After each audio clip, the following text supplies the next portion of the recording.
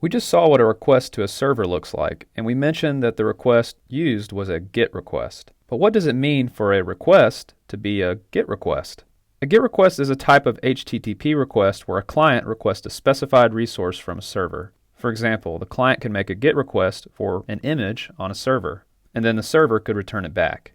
A GET request is just one of several kinds of HTTP requests, also called HTTP methods, and it's the most common. Now you'll note in this course I'm going to avoid using the term HTTP method too much because I don't want to confuse the term with what we know as methods in Swift. Let's look more closely at GET requests by reusing our example of Udacity's homepage. When you visit Udacity's homepage in a web browser, you're making a GET request. By typing in the URL udacity.com in the address bar, you're specifying a resource, in this case, the Udacity homepage, from a server somewhere in the network, and you're saying, hey, get this for me. And when we hit enter, the request is made, and we can see that it's a success because the servers responded with Udacity's homepage. But there's so much more happening than meets the eye when you make this request in a modern browser. To show you what's really happening under the hood, I'm going to use a Chrome app called Postman. If you want to follow along, I'll post the download link in the instructor notes, but you'll need to already have installed Google Chrome to use it. Okay, so here's the Postman app. At the top bar, you can make a request, much like we did in the web browser, but here to the left, we can also specify the type of request. For this request, we'll leave it as the default, which is GET. Now let's type in the URL for Udacity's homepage and hit send. Wow, okay, so there's a lot to observe here. Let's go step by step. For now, I'm going to hide this side panel which shows a history of the requests that we've made. Here at the top, we have some tabs for authorization, headers, pre-request script, and test. We're going to skip these for now and come back to them later. Let's focus our attention here on the body. This is the response that the server returned when we made a GET request for Udacity's homepage. But it doesn't look anything like the homepage we're used to seeing. It's just a bunch of HTML, CSS, and JavaScript code. That's because all of this code is normally loaded, interpreted, and rendered by our web browser. If we click on the preview option, we can see a low fidelity version of what this would look like if it was loaded by Chrome. Next, I want to look at the status section where it says 200 OK. This is what is known as a status code. A status code gives us a quick indication of whether the HTTP request succeeded, failed, or something else. There are many different possible status codes that can be returned for an HTTP request. I'll post a link in the instructor notes if you want to read about them more. The most important thing to note is that anytime we get a status code that begins with a 2, it means the request was successful.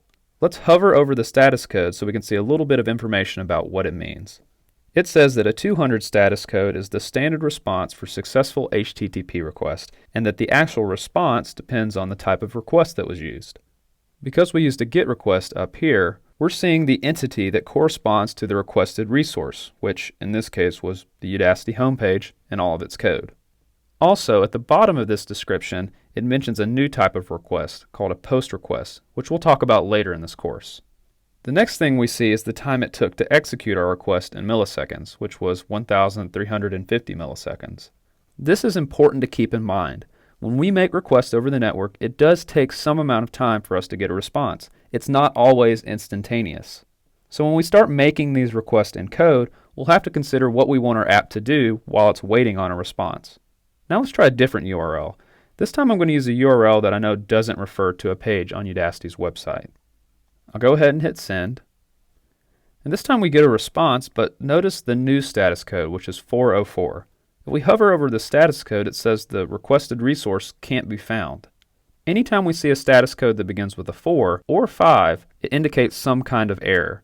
But even though we have an error, we still get a response. If we look at the response in preview mode, we see that it's a page that says, "We're sorry, what you're looking for doesn't exist."